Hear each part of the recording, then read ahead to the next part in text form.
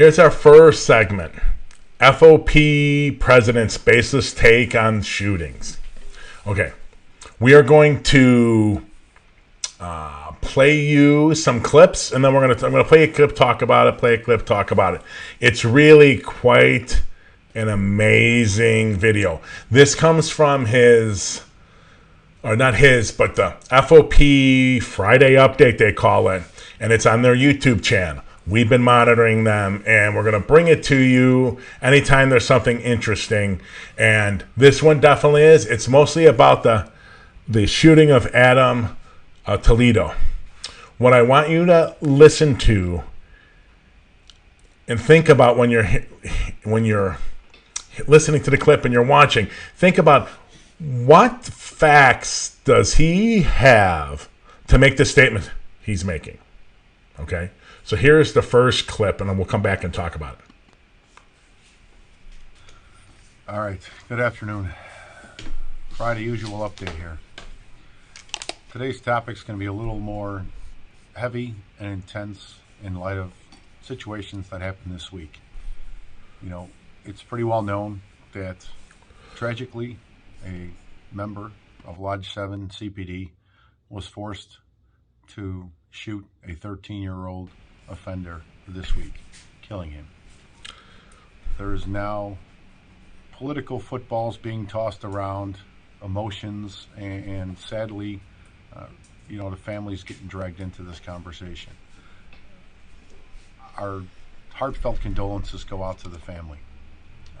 It is a tragedy. It's sad, no matter how you even try and approach this topic, to think that such a young life ended so violently. But the reality is this, and facts do matter. There's calls for answers and for justice. We have no problem with a call for answers. A call for answers just is that. It explains what happened. But a call for justice indicates that there was something wrong that was done. That is not a good default position to start from. But far too often, politicians and news media, that's absolutely where they start every single time, because it sensationalizes a story and it gives them an opportunity, for the news media specifically, to garner viewership for political reasons. They think that they're going to solidify a narrative or a base for their own gain. And it's sad because our members are quite often thrown under the bus. Well, I was there that morning after the shooting occurred. And I can tell you, the officer was absolutely shaken by the circumstances of which happened that night, because a life was taken. But it was justified.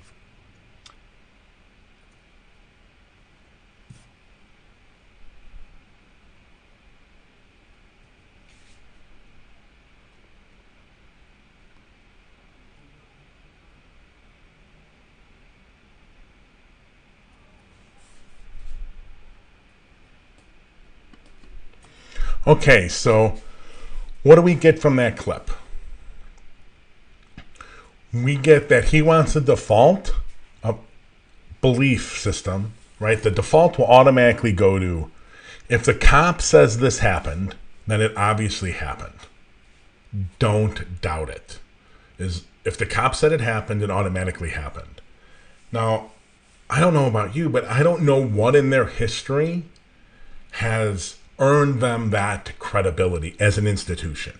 Not as individuals, like individuals that are officers. We all know good ones. We all know some probably ones that shouldn't be cops. But what is an institution? Laquan McDonald, John Burge, Austin 10, SOS, Joseph Majanowski. You can go on and on and on and on, right? What is given them? I don't understand what they've earned. He talks about facts matter. And he talks about the shooting being justified. How does he know? How does he know? I checked with sources. The head of the FOP, the president, he hasn't seen the video. He wouldn't see this body cam video that we're all waiting to see. There's been the controversy. He hasn't seen it. So he is most likely just taking the officer's version for granted, in stone, absolutely true no matter what. It's the same guy that thought the Quan McDonald shooting was okay. And we'll get to some of these other things later, but that he's done. Right? But he just wants this to be, that's the way it is. Just believe the cops all the time. Not a great way to think about how do you make sure that officers are doing the very best job they can on the streets, and this responsibility the criminal justice system has on it, placed on it by our Constitution, to force them to prove someone beyond a reasonable doubt for to be guilty. Everything they do must be scrutinized. It doesn't mean that you believe they're lying all the time, but you just don't trust what people say. You're like, okay, but prove it.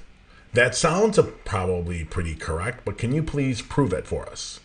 You just don't outright buy it. This is what he's done. So we're going to go to clip 2, and I'll come back and talk about that one a bit. The offender was fleeing from the police with a weapon. It's irregardless that he was 13 years old. Age does not matter. He was running away from the police. And at the time he was shot, he was not shot in the back. He had turned to face the police officer who was chasing him. That's why he was shot from the front. One time. The gun was recovered on scene, pretty close proximity to where he fell. That's just the reality of this. There is absolutely nothing wrong with the actions the officer took that night. And I just wish the superintendent, the mayor, and even the news media would quit trying to even give any of this narrative any breathing room whatsoever. The mayor and the superintendent have seen this video, I guarantee you. And if they haven't, shame on them. But the video is pretty clear on what happened. Again, simultaneously, whether he was intending to give up, which I know is going to be the narrative, that he was trying to surrender, the officer does not have to wait to be fired upon before firing. There is no obligation in our duties, which seemed to be the mindset last summer with the riots, that we had to subject ourselves to certain behavior before we could take action. That's not true. It's never been true, nor will it ever be true, but some people in Springfield might want to try and make that the reality. However, it's not. And the officer's actions, though tragic and difficult to comprehend, were absolutely justified and accurate. So I just want to put that out there right now. Again, this isn't to disparage the family or to make a bad situation worse, but we are forced now to address this topic because other people are trying to use it for gain. I just wanted to let the officer know, and anybody else involved in that situation or anything like that, we will always defend your actions when they're justified. And we feel this is 100% justified.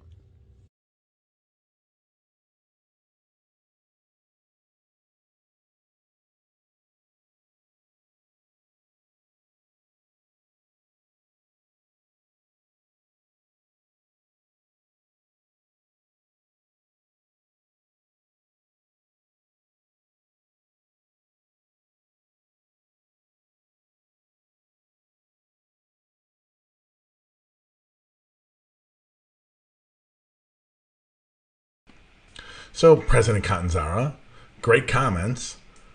You say in there, hey, it's pretty clear from what happened, from the video, what happened. My question is, how do you know?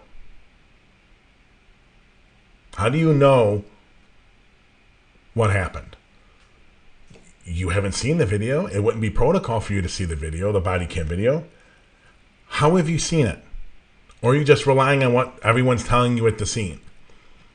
When you hear things like the blue wall of silence and that type of thing, this is it. This is what you get, right? This is officers just covering up for other officers no matter what. Listen, the shooting was horrific.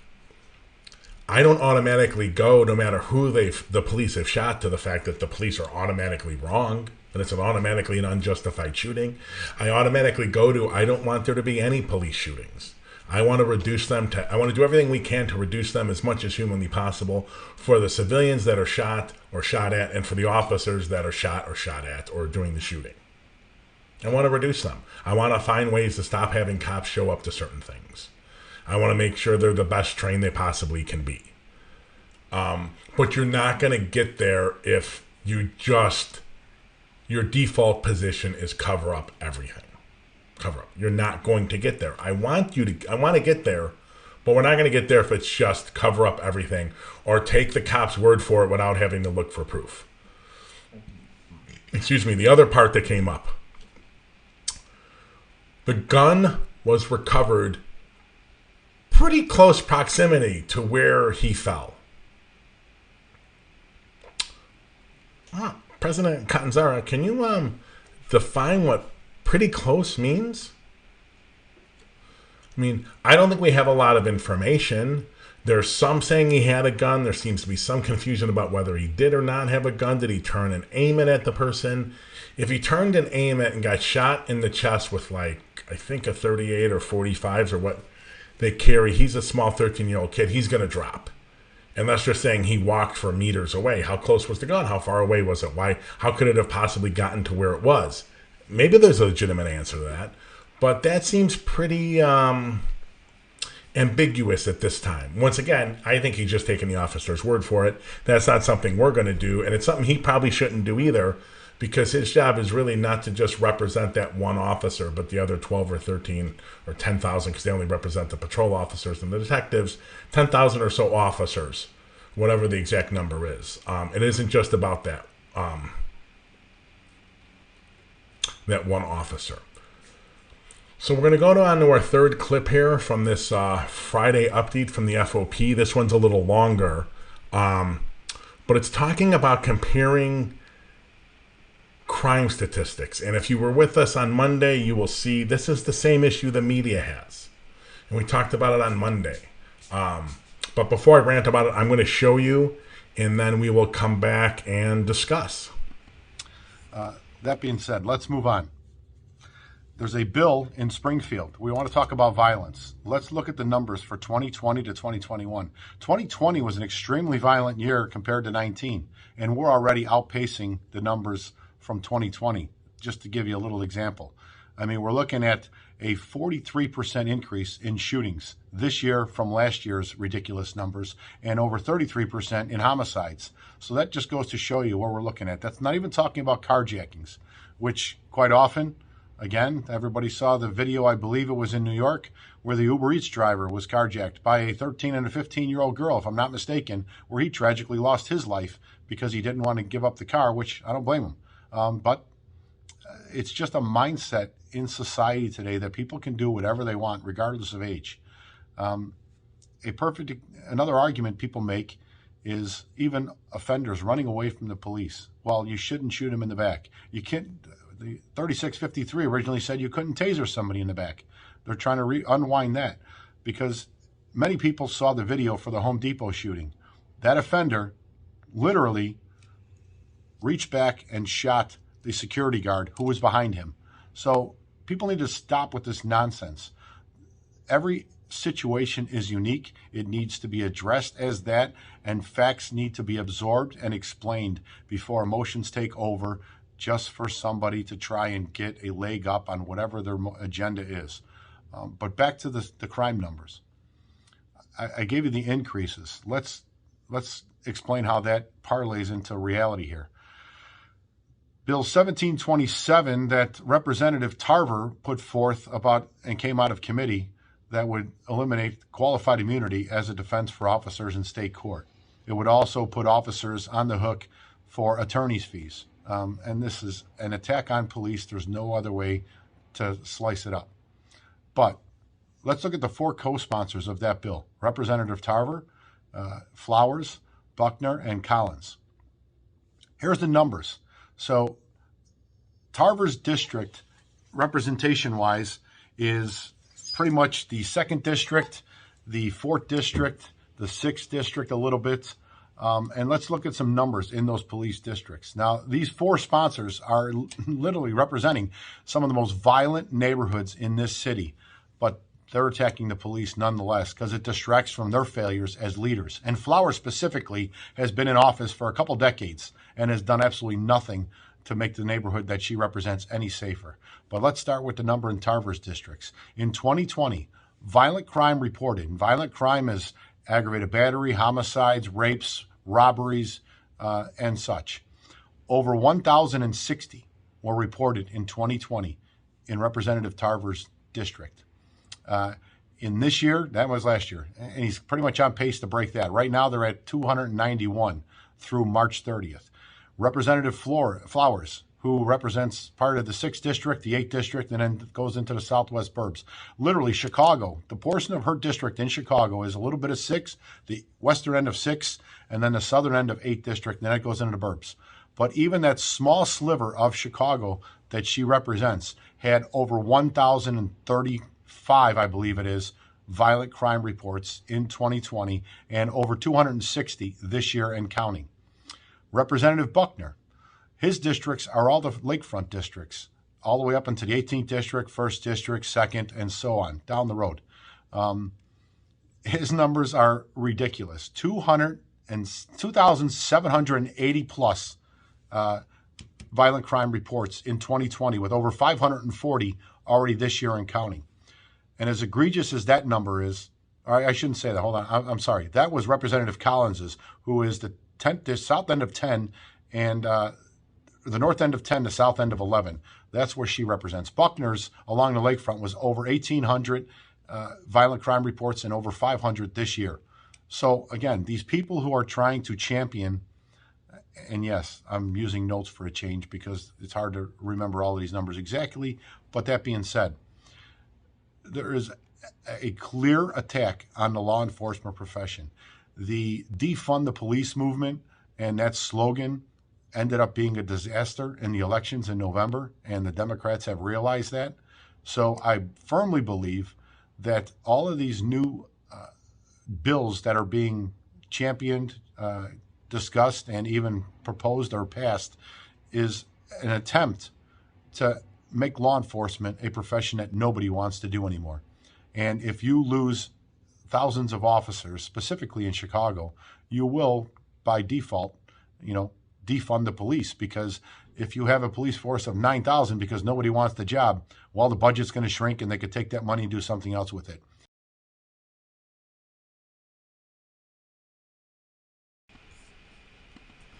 All right. So he does and exploits the same thing that is being exploited by the media in Chicago, ladies and gentlemen. It's invalid, improper, and exploitive to try to compare crime numbers and violence numbers in any major city, pretty much anywhere in the country, if not everywhere in the country. Numbers in 2020 and 2021 during the pandemic to any other year in the past or forever in the future, unless another worldwide pandemic hits, and let's hope it's a long time before that comes back. We're not even done with the one we're in. You cannot compare these numbers.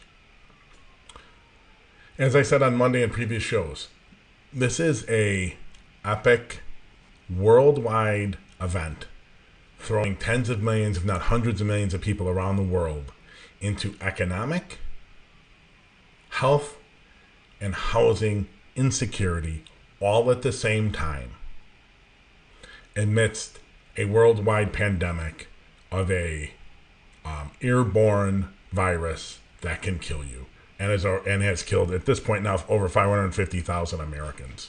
That alone, not even all the 190 some countries. How many have died worldwide from this?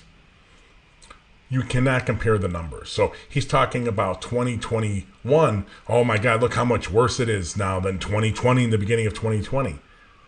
Yeah, because the pandemic hadn't set in yet, my friend. Those numbers were invalid. Now, Catanzara there, Mr. FOP president, would be arguing the same thing I did if the police department actually got held to account for violence and crime numbers. They're supposed to be preventing it, aren't they? What the hell are they doing? Why aren't these numbers being turned on them and saying, you aren't doing your job, police department, police union? What the hell are you doing? This is your fault. You see, they're trying to flip it and make it politicians' fault now to some extent. It actually is politicians' fault. But no one could have prepared for this. In cities that already had issues, and almost all urban centers have issues with crime and violence, those were going to be heightened under what we've experienced. He's trying to exploit it for political points. It's a incredibly conservative, incredibly Trumpian perspective. Now, I'm going to give you a little insight into President Catanzara, if you haven't already seen it on our show. He is currently stripped of his police powers and cannot. He's no longer a police officer, basically.